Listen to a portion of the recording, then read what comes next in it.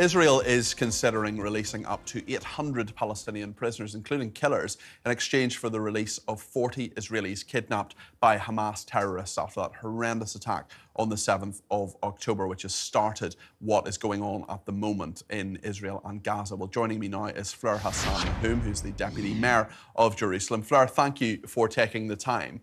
Is this, there's no reasonable nature to this at all. Those people shouldn't have been taken in the first place. I've done numerous interviews, horrendous detail coming out about how Hamas terrorists have used rape as a weapon of war. We don't know the condition of those who are still being held captive. 800 Palestinian prisoners, some of them killers. Do you think that it's not a fair deal, but do you think this is a deal that will work? Well, first of all, it's Hamas who haven't accepted all the different deals being mediated by Qatar and by the United States. So we still don't even know whether they've accepted this deal. So that's the first hurdle. Secondly, we have a 1-year-old baby in captivity with his mother and his 4-year-old little brother, older brother. We have 18 women that we know are being ritually raped over there. What is a country supposed to do? Is it a fair deal for us? Absolutely not. But we have to do everything in our power to bring those innocent civilians home who were taken brutally from their homes one Saturday morning, and the country has to do everything in its power to bring them back. So if that's the deal we need to cope with, then I personally think that we need to do everything to get them back at this point.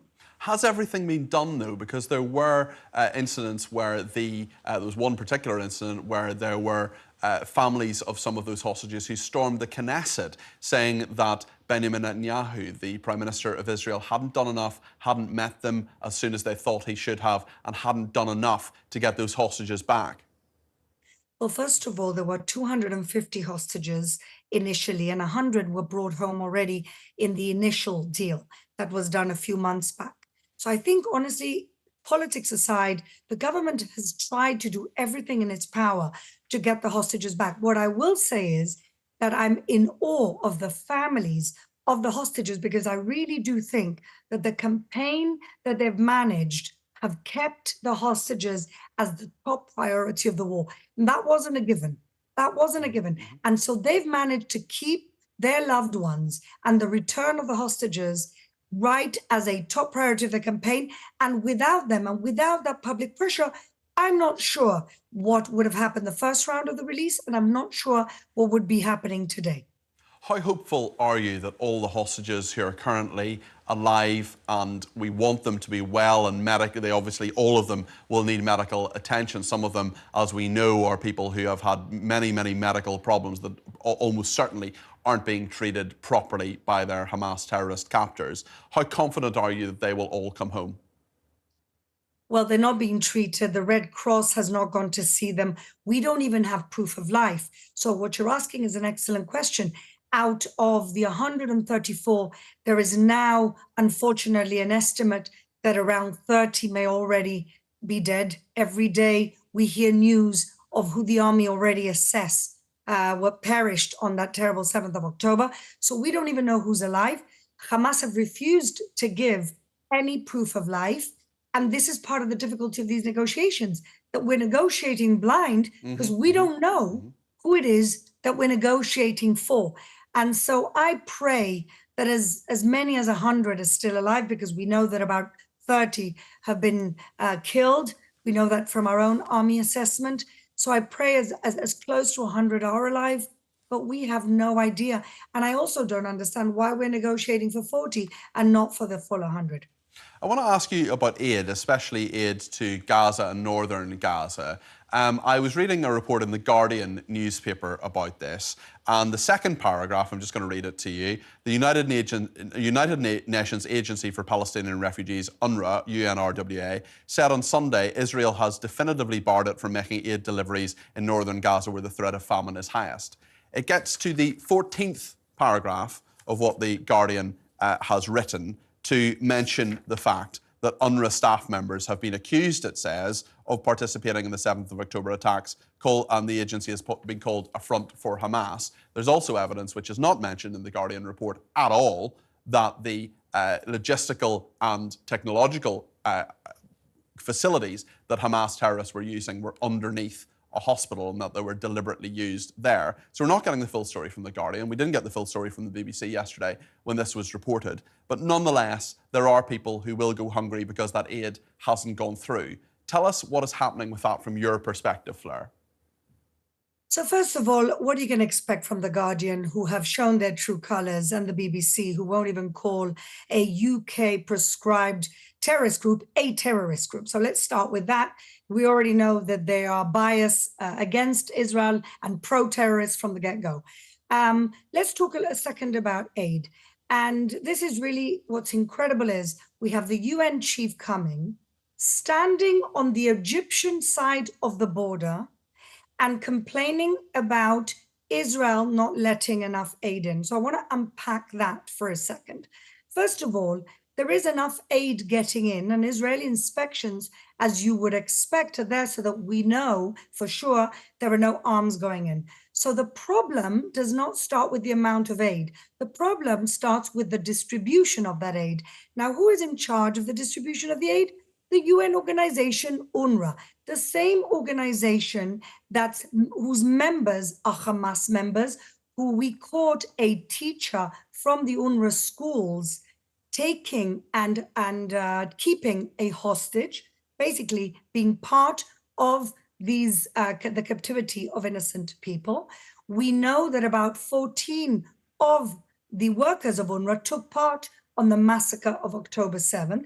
And we also know that their whole entire educational system teaches anti-Semitism, glorification of martyrs, and the complete denial that Israel should or does exist. So it's the same people who are completely incompetent for distributing aid, A, because they're incompetent, and B, because 60% of that aid is being stolen by terrorists. How do you deal with that, Fleur? Terrorists shooting innocent, hungry people for daring to take the aid that is meant for them, and we have video evidence of that. I've no doubt of that, Fleur. How do you deal with that? Because there are many innocent civilians in Gaza, men, women, children, who just want to go about their daily lives, who want to have food, and there is real corruption in the system here. How does Israel, which is obviously to many people in Gaza an aggressor, Hamas says, and we've got to be sceptical about these figures, that over 30,000 people have been killed. How do you deal with that, and how do you actually distribute that aid and make sure that people who are totally innocent don't go hungry in a war situation? Well, first of all, we're not the aggressor. We didn't start this war. All we're trying to do is get our hostages back and dismantle the terrorist infrastructure that caused the worst massacre to Jewish people since the Holocaust. We didn't want this war. We didn't start this war. In fact, we thought we were in a new era with what's going on in Gaza before October 7th.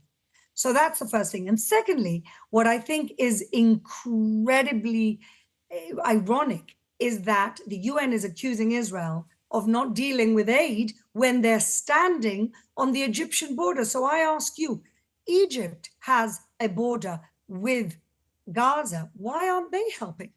Why are they building more walls? And why is the entire responsibility of the aid situation in Gaza on the party that was attacked on October 7th? Why has Egypt completely washed their hands from this situation? And why isn't the UN pressing Egypt to be a more active partner in helping the situation, also with the aid and also with giving shelter to people until the end of the war? It's weird, isn't it? It's almost as if the Israeli government is under a lot more scrutiny than the Egyptian government. I wonder why that is. Just on Israel, they've announced new settlements in the West Bank recently. Sometimes the Israeli government doesn't help itself, does it? I mean, that announcement and the fact that that may well be going ahead is not going to play well, is it? Well, if I believed that the blockage to peace was an extra settlement here or an extra settlement there, then I would agree with you. But unfortunately, we had an existential war launched against us in 1948 when there were 0 settlements, also in 1967, and a conflict in the 1950s with the Suez Canal when there was not one settlement. And this war really is, and exactly the conflict is about much more than a kilometer here, because it's actually not a land conflict. Because if it was a land conflict, then October the 7th, you would see Hamas taking over a kibbutz, putting their flag and saying, we're not moving for here.